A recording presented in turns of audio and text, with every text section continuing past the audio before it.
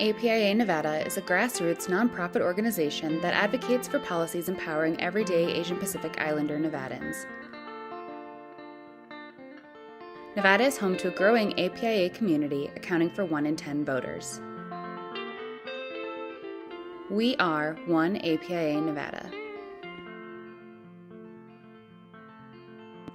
Tonight's episode of Out in Front is brought to you by our season sponsors, Nevada State Education Association, One APIA Nevada, Silver State Voices, and Stefan and Marta Schmidt.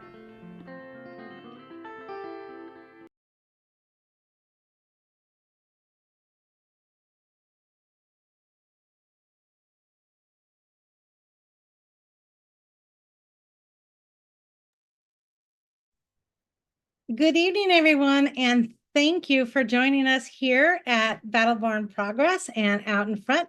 We have an exciting, really important show tonight about one of my favorite places in Nevada. Those of you who know me know that I love roaming through Nevada, and I have done it for years. And Ash Meadows is so close to Las Vegas. It is a little gem that people really don't know that much about. It is a great place to go stargazing at night, and it's close. And you can see so many kinds of wildlife and things like that. And for those of you who don't know a little bit about Ash Meadows, it's about 23,000 acres.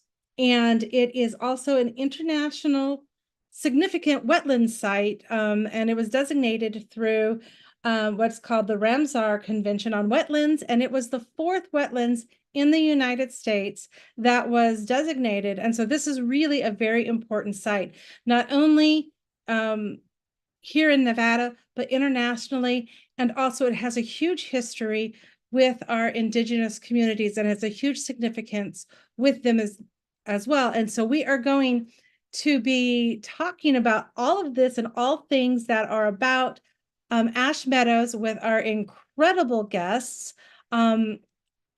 First is Mason Vale, who is the director of the Amargosa Conservancy. There we go.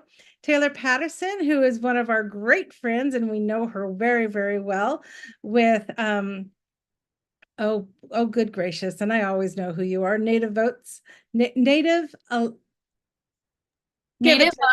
Native Voters Alliance Nevada. I've been around Out in Front too much just as the Battleborn Progress Board Chair, and I've let my real title slip away. Exactly. She's staff. So and we also have Bertha Gutierrez. Bertha, who are you with? I'm with the Conservation Lands Foundation. Conservation Lands Foundation. Fantastic. This is so very, very exciting, and I am absolutely thrilled to be here and to be able to talk about this for a little bit. So first off, I'm going to start with, why should Ash Meadows be important to Nevada and outside of Nevada? That is the first question I just want to lead with. And Mason, if you would like to lead us with that. Yeah, absolutely. I mean, it's honestly, it's hard to know where to begin in talking about just how exceptionally strange and unique and therefore significant Ash Meadows actually is. What Ash Meadows is the largest oasis in the Mojave Desert, right against the gateway to the driest, hottest place in North America, which is Death Valley National Park. And so it's this really vibrant, lush oasis that feels almost out of place. You know, it feels improbable. And it only exists because of the flow of groundwater ferried by the Amargosa River through this region.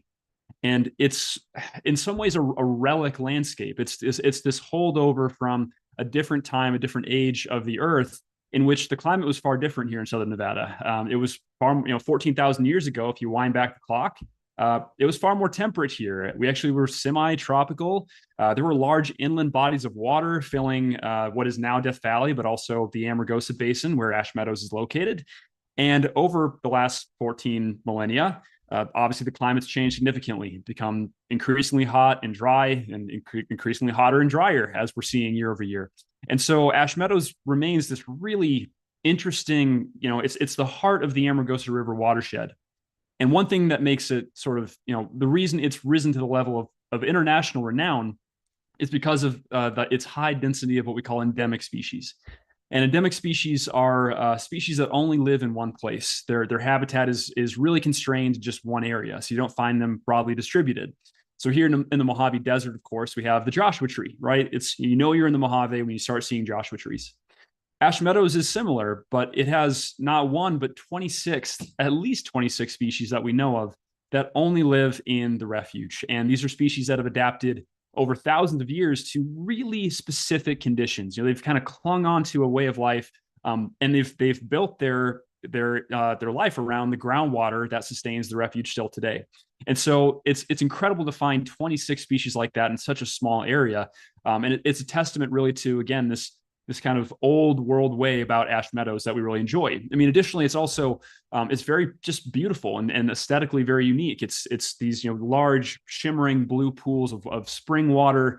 You've got lush vegetation, mesquite trees, plants, lots of bird life, lots of pollinators, bees, butterflies, hummingbirds. You get this really vibrant ecological community in such a concentrated place.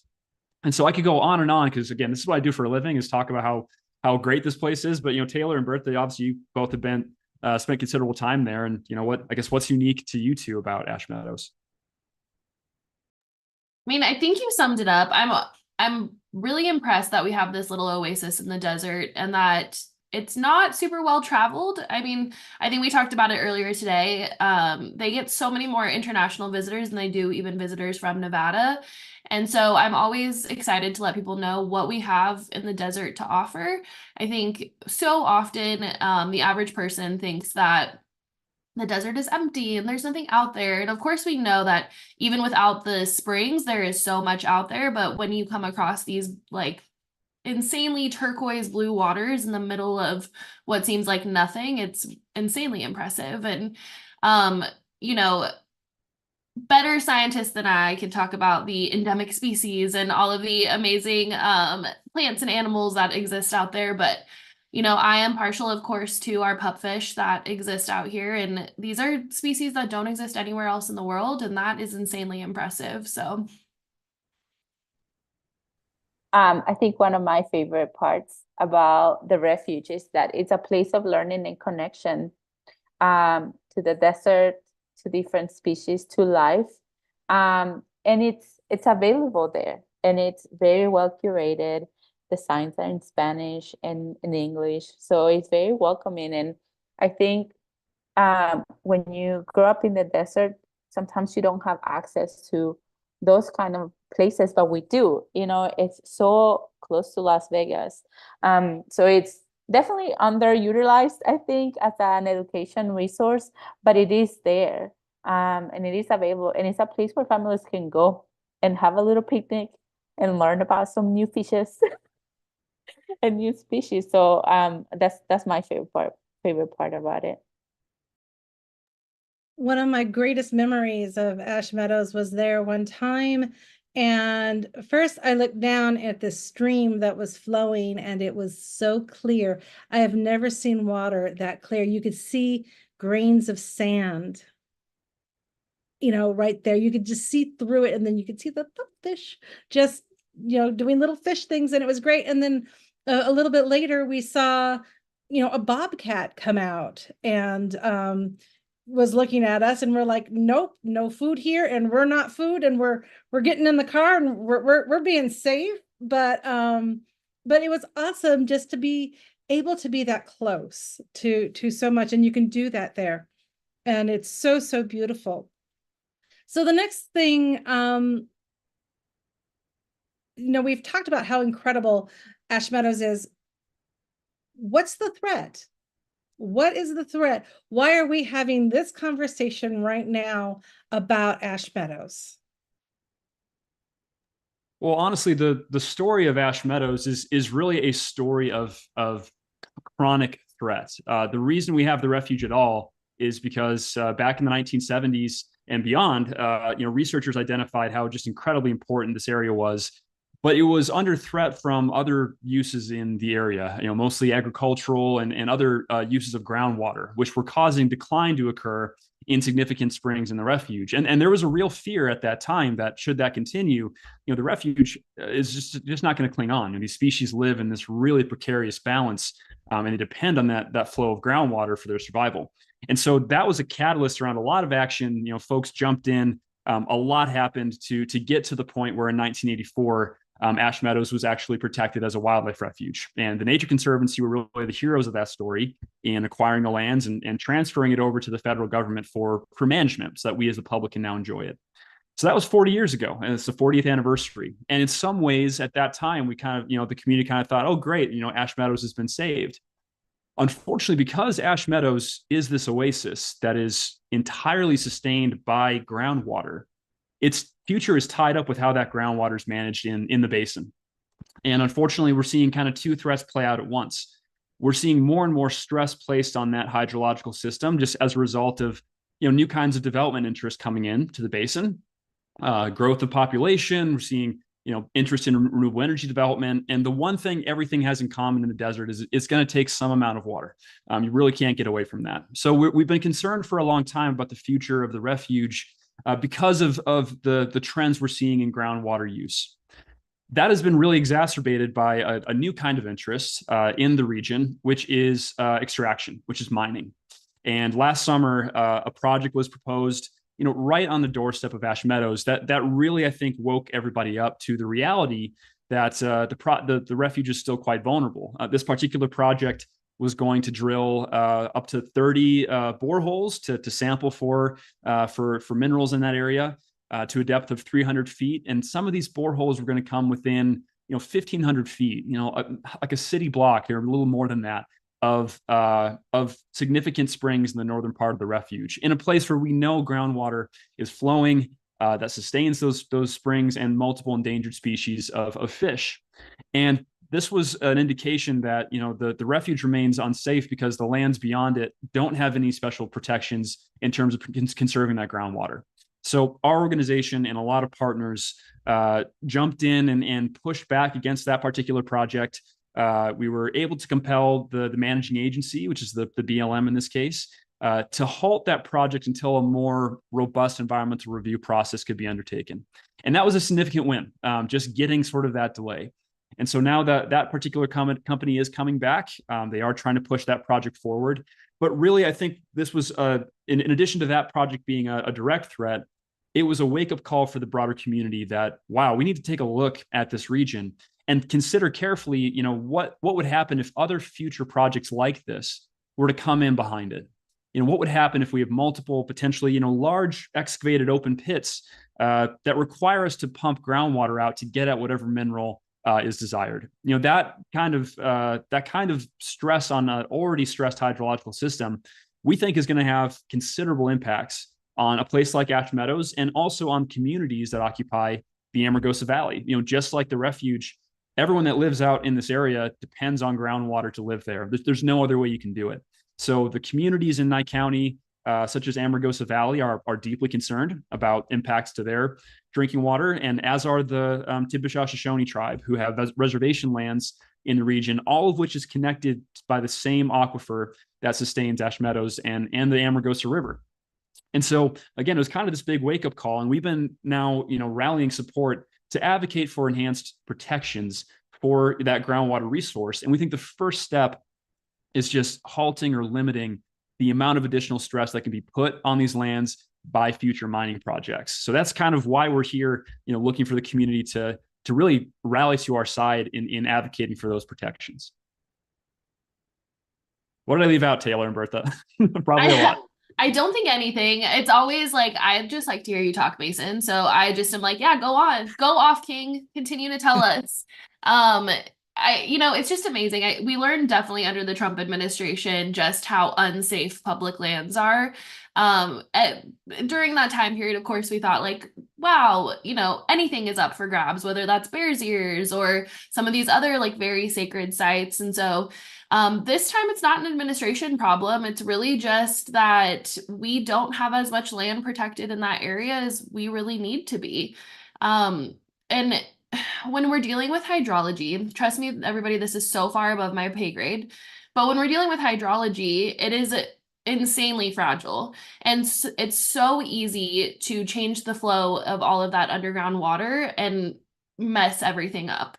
I really had to curb myself there, Lisa. I was about to curse on Out in Front, which would not be the first time, but I got to be careful. We're keeping it PG tonight, talking about Amargosa.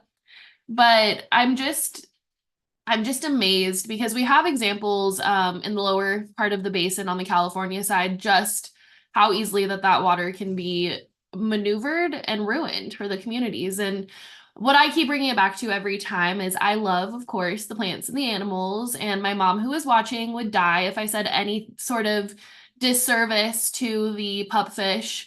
But I'm concerned about the human communities that live here. And I think really often, especially in conservation, because we are so science focused and we're so focused on the biology of these areas, we forget about the human lives. And Mason pointed out Amargosa Valley, they have a really scrappy community out there. I mean, they have fought to live out there and to keep that community going and to keep livelihoods going out there. And if they lose any access to their water, it's going to be detrimental for them. And moving down into sort of the lower part of this underground river flow, at the end in Death Valley, where the Timbisha Shoshone live in Furnace Creek, these are water rights and treaty rights that are guaranteed to them. We can't be messing with sovereign governments' water rights. And not to mention, of course, again, it's when I think of the Timbisha Shoshone, I also think of that resiliency because they had to fight to be within Death Valley National Park. When that national park was created, they were unceremoniously kicked out of there. And so they worked and fought to be able to, number one, get federal recognition for their tribe, and number two, to stay in their ancestral homelands within Death Valley National Park. And so now we're looking at this group of people that has subsisted in this area since time immemorial and saying, well, don't worry, we're just going to take a little bit of your water. I'm sure it'll be fine. And that is just completely unacceptable. So I am always concerned about the pupfish. Don't let anybody tell you otherwise. But the human lives here are what is really scary to me. I think sometimes in thinking how land conservation happens, and you know, this refuge is 40 years old, but the research and all of the work to protect it happened. You know, it didn't happen 40 years ago, it happened before. And the way that we understand landscapes has changed. I think if we were protecting Ash Meadows right now, it will look different. Those boundaries will look different because the landscape depends on like different streams that run through it, and they're invisible. You know, like I couldn't tell you where they're running because they're underground. But I think like as we learn these things, we have the opportunity to say, well, it makes sense to continue protecting or to expand protections in this area. And I think like, or really our livelihoods, like Taylor was mentioning, it depends on that allowance for like evolutionary thinking and like really focusing on what we need to do to protect those generations to come. And we're talking about animals, and we're talking about habitats, and we're talking about people living in this area. I am so glad you all brought in the people that live out there, and the people, and that is one thing that I really kind of want to focus on right now. And I'm going to ask Taylor to lead off with this. Can you discuss the importance of incorporating Indigenous perspectives and voices in this conservation planning and management of these protected areas like Ash Meadows? Sure. I mean, I would love Berta and Mason to struggle through the question, but as the tribal MVP here, I will take it. I am always interested in moving a little bit beyond sort of like the legal burden of consultation. You know, I mentioned that these are sovereign governments, and that means they have autonomy on their own lands, right? So they get to decide how their lands are used and work with the federal government in ways that a lot of other communities don't get to. But what people forget about is the land that's not directly within tribal trust. There is a lot of land that is public land. It's owned by the federal government. It's managed by the federal government. But that's ancestral lands of the tribes of Nevada or California or wherever we're working. And so when looking at projects like this, it's really important to incorporate Indigenous voices first and foremost because they're the traditional stewards of that land. Whether or not there's a legal burden of consultation or the federal government dictates that you have to talk to them, it's good practice to talk to them anyways. These are areas that these tribes have existed in and thrived in for generations. They know every plant, animal, every feature of that landscape that's important. And what I always think is just like a funny twist of fate is that every time a Native voice says that something is important, 10, 20 years later, a team of scientists will be like, hey, did you guys know that this is super important to the land? And we're like, yeah, we've been telling you for, gosh, I don't know, our entire existences. And so I think we can really follow tribal lead on a lot of these issues because, frankly, tribal folks were ahead of the curve. We know what's happening in the world. And I would venture to say, this will be my spicy take for tonight. I have each one every single out in front. But my spicy take for tonight will be, we would not be in a climate change mess if we would have just listened to Indigenous people from the beginning, right? We know exactly how to caretake this land. And so when it comes to projects like this, having our voices at the front is invaluable. And I've been really impressed with the Amagosa Conservancy because it's been such a point of pride for them to really make connections with the tribal communities that have ancestral ties to the Amagosa Basin. And they have been really engaged on this project and really have been wanting the tribes to take lead on this. And so I'm impressed with how much mobility we've seen with all of our organizations, but also with the tribal governments to really respond to these active threats, because for every tribal government, there is 10 threats that they're dealing with on their ancestral lands. And it's everything from lithium mines to solar panels to literally just straight development, right? And so they have to be really nimble and they have to be really, just quick and responsive with all of their work. And so it's been a big point of pride of mine just how much tribal engagement there's been around this sort of active threat around Ash Meadows. I don't even feel like I answered your question, Lisa, but there was something good in there somewhere. I think you did. Anyone want to add anything to that? I do. I want to say that it is important, and we have, like in most recent comment periods when it comes to the Bureau of Land Management, mainly, we have highlighted how important it is to consult with tribes. It doesn't matter if it's not like neighboring a reservation, like you need to consult because like whose else ancestral lands are we on? Like what landscape is it touching and who was here before? And this is, I guess, when Taylor was talking about it, it reminded me of one time that I Googled a Salvadorian recipe instead of calling my mom. I got in a lot of trouble and I got it wrong. And like Taylor said, like if we consulted Indigenous communities, we wouldn't really be in the mess that we are right now. So it's such a key practice that we need to like really bring into our coalitions and our conversations and our advocacy when it comes to land protection. Yeah, and I'll just add that I think in some ways the struggle we deal with in this line of work that the three of us are all in working with public lands and conservation is we're still bound up in this very Western way of thinking and organizing where we try to neatly put things in buckets. We've got your conservation and wildlife, natural resources bucket, you've got your cultural bucket. And, this is the way in which, especially the federal agencies manage these lands is very much in that fashion. And I think in some respects, I'm going to call out the conservation community. The conservation community sometimes kind of play ball. We're just saying, okay, cool. Like that's the buckets you want to put us in. And we're firmly just in the conservation bucket. We're here for the wildflowers and pupfish and blah, blah, blah, right? All very well and good and very important. But I think we are living through a time right now in which we especially in this space, have to try to resist that kind of way of thinking, of putting these things in their clean compartments. Because the more time, especially I spend with our tribal partners on the land, these things don't fit in those buckets cleanly, right? We can't really talk about water as a natural resource and not talk about its cultural and spiritual significance.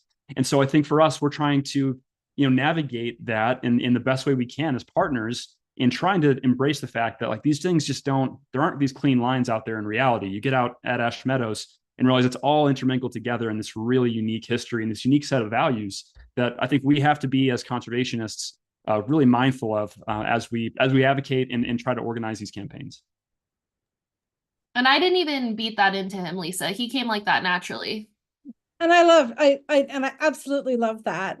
And that's one of the things that people don't understand also about Nevada in general, is that the people who believe in environmentalism and conserve and being and let's try English, conserving our natural resources and our cultural resources are often people who may be on opposite sides in other political areas, because this is something in Nevada we know, right? Especially when you start getting out into more rural areas, we understand the importance about how important our land is and how important the resources of our land are, which is going to lead me to my next question for you all is, how do the threats that we're looking at Ash Meadows really intersect with broader environmental justice issues? And that is including water, that's including with our tribal communities, with animal conservation, all of that. And what strategies are being employed to kind of address these interconnected challenges? How are we all working on that? For one, I'm really proud of just the wide array of stakeholders that we have working on this issue.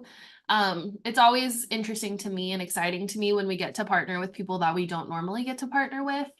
And I keep bringing this up because I just think it's very fun. I'm so excited to be on the same side as Nye County Board of Commissioners for one brief moment in time. I'm hoping we can find other fun ways to cross over in the future, but so rarely do we get to partner with such a wide array of people. And I so often have to remind people tribal issues are rural issues really deeply. And I think we have this very mythical idea of oh, tribes work on sacred spaces, and we do, right? But there's so much more to it than that. When we talk about broadband access, well, tribes want that, rurals want that, or economic resources, that is so tied together in so many ways. And I think when we look at a project like this and kind of, I don't want to say expanding Ash Meadows because that's not the right word, but adding additional protection around Ash Meadows is so intersectional. And of course, we have the tribal communities involved, but all of those rural partners are really exciting to me because we don't get to partner with that group of people very often. And I saw that same type of intersectionality with our last big fun project we did together, Lisa, of Equime National Monument. And I'm excited to see that same energy again here. I'm excited to see that same energy just going forward, period, because it is important to open up spaces for these conversations, knowing that we're not agreeing on everything, right? But we are agreeing on something, and why don't we work together to achieve that? So I think Abiquame really taught us a lot of lessons on how to really bring community into land protection. And I think this effort to really ensure that Ash Meadows is available and protected and intact for generations to come is really going to take the whole community. Yeah, I mean, for me, when I look at the kind of the fight to date, kind of the through line of that got us to this point, and really, I mean, you'll probably pick this up in this conversation, is water, right? We've got this well-worn phrase here in Nevada that whiskey is for drinking and water's for fighting over, right? I think in my mind, I'm trying to rebrand that phrase a little bit, that, whiskey is for drinking and water's for fighting for. I And thought think I thought you were gonna say tequila is for. I was like, he's a tequila. I am team agave spirit for sure. I'm right there with you. So yeah, but I think water's about fighting for, and I think we're seeing that as the through line in all the different communities that have rushed to our side here. Is that like that is at bottom the way of life out in this region is only possible because of this shared, very scarce resource. And I think in the past, actually, even in this region, there's been no shortage of contention and conflict over that. But I think everyone's kind of waking up to this new reality that we're living in which like we have some really tough decisions to make as Nevadans, as a broader society, about how we're going to plan for the deep future. And I think, and oftentimes in that debate, it can be very academic. It can happen in spaces in universities or on NPR or wherever, right, where people like us consume it. Oftentimes, I think the people that get left out of that conversation are those that actually live in these places, right? And so people in Amargosa Valley and Nye County, they are experiencing the impacts of these big, public lands decisions, and of course, our tribal communities as well, far before most of us urbanites here in Las Vegas will. And so I think in some ways we are first and foremost just trying to make sure everyone's aware that this is happening, and then if we can, try to provide better access to participate in the process. And that was a huge part of our fight over the summer when this project first came to light, was just kind of, it wasn't going to have to go through any kind of, public notice, environmental review process. No one was going to get to really say anything about it. And that just didn't really land right for us. Like a project of that magnitude with the potential to impact a resource that everyone relies on, at minimum, let's make this democratic and ensure that the communities in the region have a chance to learn about it and of course provide input as well. And so I think we're seeing a lot of this environmental justice conflict play out in real time. And I think in some ways, if we're going to be successful, it's because we're able to actually bring those people into the center of the conversation instead of sort of, letting this thing kind of happen to them, so to speak. You guys keep teeing up these great questions for me because you just automatically just lead right to stuff. And so we're talking about different people and bringing these coalitions together. So what are some of those effective methods that you guys have for building this coalition and the partnerships over such diverse stakeholder groups? How do you get over we fought you over this, but now you want to come play in our sandbox for this? How do you guys get kind of through all of that and work to amplify the messaging that we're trying to get through and to influence the decision makers, especially BLM, which can be a little difficult to listen to have them hear you? How do you get them to start hearing that? And how with getting that whole coalition together, how is it that you guys do that? I mean, I don't, we all simultaneously just stared at each other like who's taking it. I mean, I'm happy to start off, and I think, we have done this a couple of times, Lisa, so I think we know the main points to hit. I would like credit for like how perfectly we tee up all the questions though, so I'll take it. But I think when it comes to these communities, it's just about finding common ground, and I think that's organizing, period, whether you're doing this for civic engagement or doing this for conservation. It's kind of just finding the areas that you guys cross over in. And I'm always so overly concerned with messaging, which, I learned, of course, from my friends at BBP, but you can't message the same way, right? We're not going to have the same conversations with people in Las Vegas that we would have with people in Pahrump or have with people in Amargosa. And I think, I want to find those spaces where we all cross over and we all agree. And the people in these areas, they didn't move out there to see a bunch of solar panels or see a big dirty mine or have their water zapped away. And those are really easy conversations to have, right? Of just like, hey, did you know this project was happening? And they're like, oh, we saw some big trucks over there, but we don't know what's going on.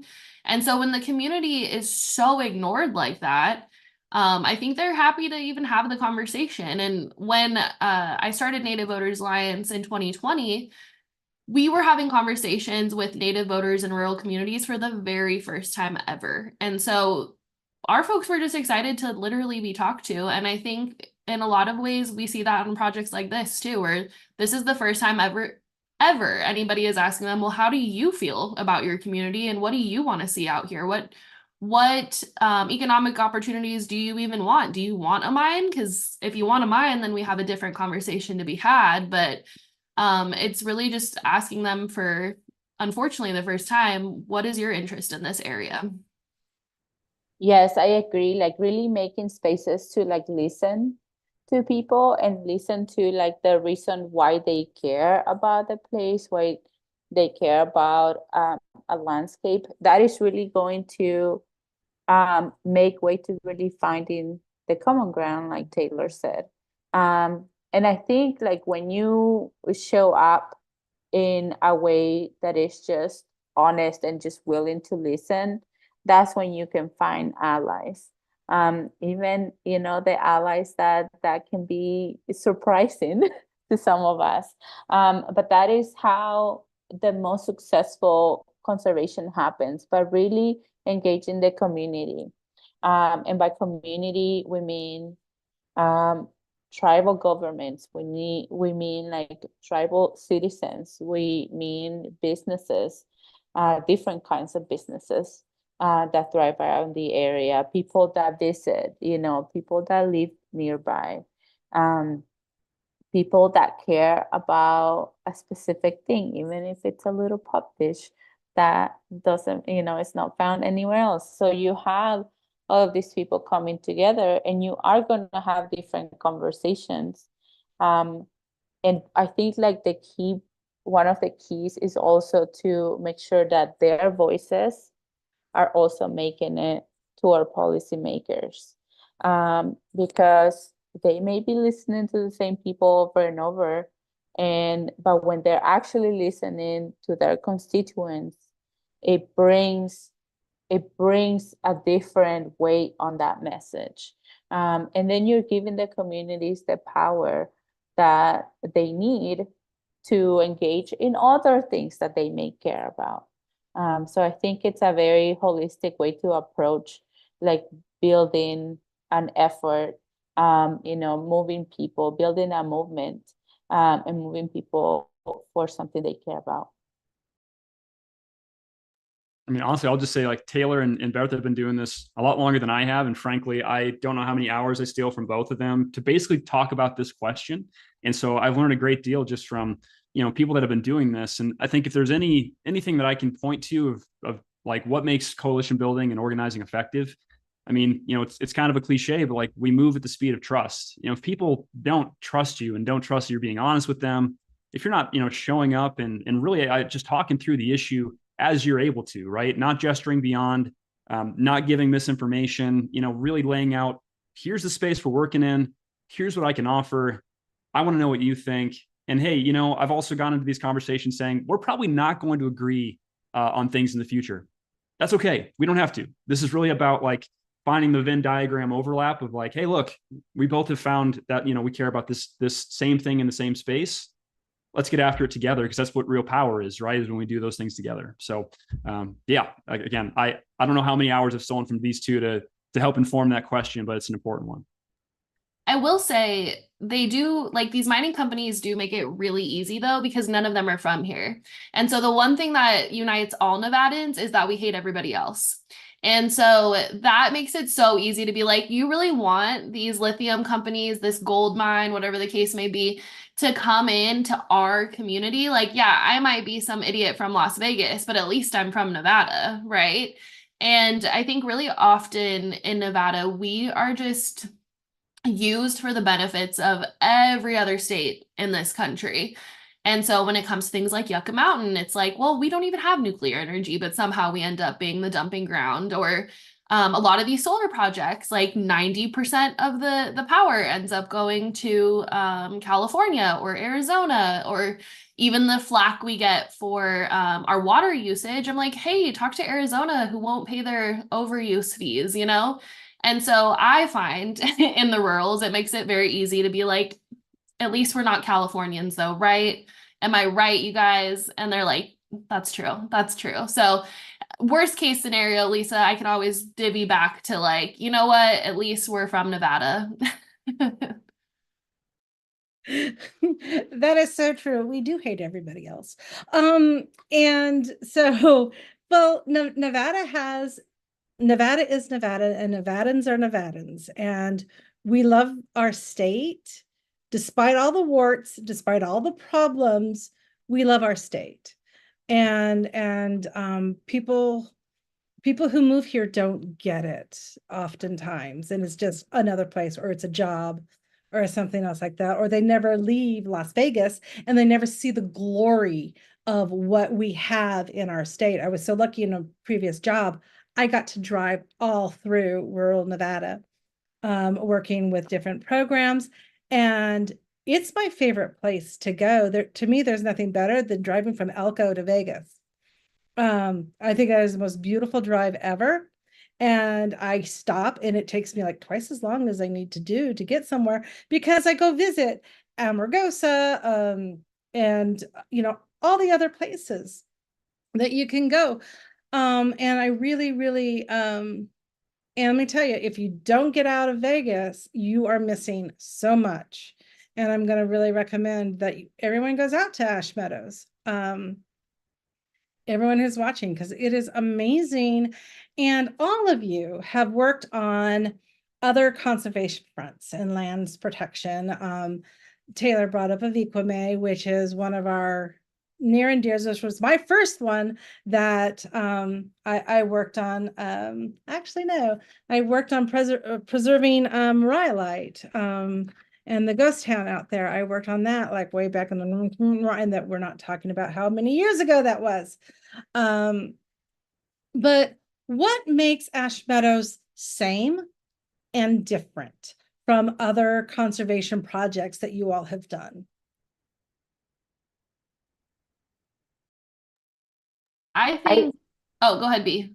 I was just gonna say that I am fairly new in conservation advocacy. So the thing is not about like what makes an effort different, it's like what makes it unique. And I think when we were talking about like really going to communities for conversation and to listen in, that's how we get the solutions, right? Like the solution that makes sense for that community. And that's where in some areas, like for Abiquame, the solution that makes sense was a national monument. In this case, like, it's not a cookie cutter thing. Like it depends on the communities. And in the case of the area surrounding Ash Meadows, what makes sense for this is a mineral withdrawal. We're not asking for a monument. We're not asking for the same thing over and over, because it's based on the community needs and what is the solution that is really going to really like check the boxes that are needed, right? Not in every case it's gonna be a national conservation area or a monument or a national park, or and so in this case, like this is a mineral withdrawal is really responding in terms of urgency of the matter and to what makes sense for the community. I wouldn't say I'm a conservation professional by any means. I do have the pleasure of working on like lots of different little areas though. And I think the one thing that's different to me about this is it's an area that I think was kind of taken for granted, and that nobody had really moved in on this area in the, 40 years that Ash Meadows has been around, has been at least a refuge. And so I sort of felt like, oh, we got that in the bag. Like nothing's going to happen to that area. Like no company with any sense would try to mine in that area or, develop that area. So it doesn't really matter. And, because we're working at Native Voters Alliance as well on a mineral another withdrawal over in the Ruby Mountains, which you probably saw on your long drive, Lisa. And so the Ruby Mountains are spectacular, right? But that's an area that, it didn't have this level of protection that we have with Ash Meadows and had sort of the established history, right, that we have of this area. And so to me, I was very taken aback by such a project even popping up. And, I think to my earlier point, I think if these folks would have been from Nevada, they would have stayed away from it. And there's a reason that no other company has tried to do any type of development in this area in the entire time. So that is what was a little bit different to me. But I think to Birch's point, like so much of it is the same, right? It's about working with the community. It's about finding common ground and figuring out what solution works best for everybody. And the only challenge is it is so much harder to communicate what a mineral withdrawal is to people than like a very fun, easy, like we're going to make a national monument or a national park or whatever the case may be. So that can be a little bit challenging to really communicate to people. And I would just say for me, I mean, I've only been in Nevada for 4 years. I kind of cut my teeth more as an educator and an activist in Montana, working in these kind of really big, rugged, in your face landscapes and Glacier and Yellowstone. You can see the grandeur of this thing. And Ash Meadows is different. It's this kind of quiet, fragile place with all these irreplaceable, unique little things. And so it feels like in some ways the threat posed to it would be akin to someone kind of saying, hey, the Louvre in Paris, we really would like to demolish that to make way for a parking lot. It just feels like that kind of like, no, this is such a sensitive area. And so in some ways, I think we're looking at this as an indication, not only for Nevada, but kind of for everywhere. Like if we're willing to put such a place with such sensitivities and remarkable values at risk, like Ash Meadows, then where else is safe? That's kind of the question we've been asking. So we kind of feel like in some ways we need to draw a line and say, you know what, some places are just going to have to be off the table when it comes to any form of extraction, no matter what we're trying to achieve.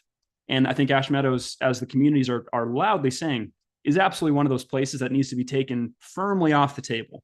And so that's going to be a long process. And the first step in that is just limiting the number of threats, right? That's by no means a silver bullet solution, but it's the first step towards what we see as a far more durable, sustainable future for a place that we hope, again, that, this is about 10 generations down the road, they can come and still appreciate what Ash Meadows is. So it feels different in that way. I love that Ash Meadows is now the Louvre of Nevada. I love this. I love this completely. So now I'm going to do welcome to BBP and our kind of conversations here. We're all about what do we do and how do we do this? And so what I'm looking for from you all is a roadmap. What key actions can we do as people at home, as people in the community, take to our policymakers? What do we need our government agencies to do? What can we do to move this and to protect this beautiful little gem that I love so much? The first thing to do is to get a little more info. And what better way to get that than going to the website that we're going to share on the chat somewhere. By going to the website, you'll also find a petition, which is like one of the most important actions that you can take at the moment. Sign the petition. It says join the fight to save Ash Meadows, if I remember correctly. So sign the petition, share with your friends, share on your socials, tell your parents in your living room, to whoever's in the living room with you, unless it's a cat. Cats don't count for this. But really is like helping promote this information, like really like telling the people around you about this issue and having them engage. The simplest things that you can do is to sign the petition and share it, right? Now, if you have more time and you want, if you have a story really on what Ash Meadows, what this landscape means to you, contact us and we can help you put together a letter to tell your story and have that letter really reach our elected officials, reach the Department of Interior, that can start a mineral withdrawal process. Like, we want to hear your stories. We want to hear why this place is special to you. And I think like really collecting all of those stories is going to be important. Now, if you have more time, if you want to get involved, you can put that story and put it on a letter to the editor, to a newspaper. You can write an opinion piece. So there's a lot of ways to like really get involved. You can help us like, with graphic design. I don't know. There's a lot of things. Like one of the other wonderful things that you can do is take people to Ash Meadows so that people can actually see the beauty firsthand. And if you do, take photos and send them to us, and we'll put them on social media because we love to do that. So open invitation. I'm nothing if not a shill for BBP. And so I know my friends at Battleborn Progress have wonderful story bank organizers that I'm sure would be very excited to help you bank your story, so to speak. So have to get that plug out there, Lisa. Thank you. Thank you. Yeah. And I mean, these are the like initial actions that you can do right now, right? Like we're still in the process of like really pushing for showing the support from the community on protecting this landscape. I think there's a lot more technical when it comes to like, really talking about a roadmap. And the thing is that if you sign the petition, we can keep you up to date to what's next. Maybe what's next is going to be, Robert special minerals. What is it? Rare minerals. What's the new name? Rover critical minerals. Critical. They're critical minerals. You're circling it. Like if they have some kind of action coming up and we need to move the community against it, like sometimes those little things happen from one day to the next. So sign the petition so that you can keep up to date. Follow the Amargosa Conservancy in all of their social medias. You want Instagram, there's Instagram. You want Twitter, or X.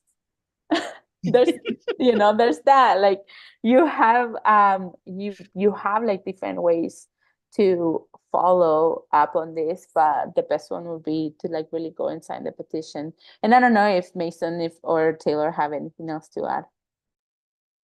I think you crushed it. I mean, honestly, like there's a really, like we can lay out the technical policy regulatory path. And like, that's for like me and Bertha and Taylor to like constantly get wrapped around the axle on. The truth is things like this happen because people want them to happen. It's just the simple, honest truth with everything in public lands is they respond to what the people want more often than not, as long as we can kind of funnel that energy and support in the right direction. So the very most important thing you can do is care about this, and do that through the petition, do that through going out there, and do that through, I mean, just like telling people about this, because again, the worst thing that can happen is that these things kind of happen out of the public's eye, out of people's attention. And I think once people kind of start getting interested and they go, oh, like what's this place? Like this weird wetland out in the middle of nowhere. You very interested, like very immediately, at least for me, and maybe I'm biased because I do this for a living. There's kind of a gravity in that. So I think the more you can share it, the more you just are building a community of champions for this place, not just for now, but into the future. So that's what we want to see happen. This is not even a one and done show, folks. Like these places need people to step up over and over and over again. So, be one of those people that steps up. And I'm going to say, I mean, one of the great things about Ash Meadows and that I really, really love is that it is accessible, not only in time to get to, but I'm going to tell you, my 80-year-old grandparents went out there and had a picnic. I mean, that is part of what they did. And so they can go out there.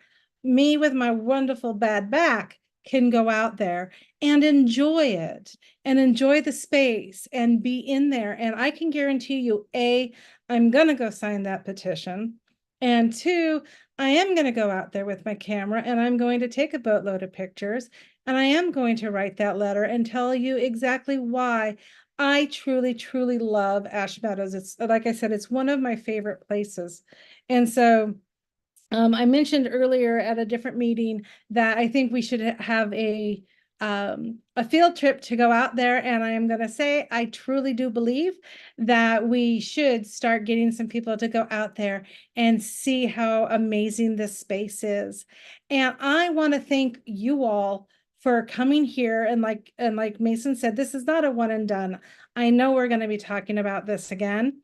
in the future, because this is such an amazing little space that we have that people don't get to see often, and we really need to preserve it. And so I want to thank you all coming here, raising awareness about it, and talking with everyone and giving us good, solid information and insight on it. And I'm going to open it up to last words. Anything anyone wants to say?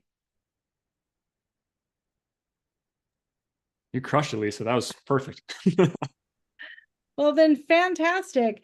Good night, everybody. And we're going to wish you the best, and we will talk to you soon on Out in Front.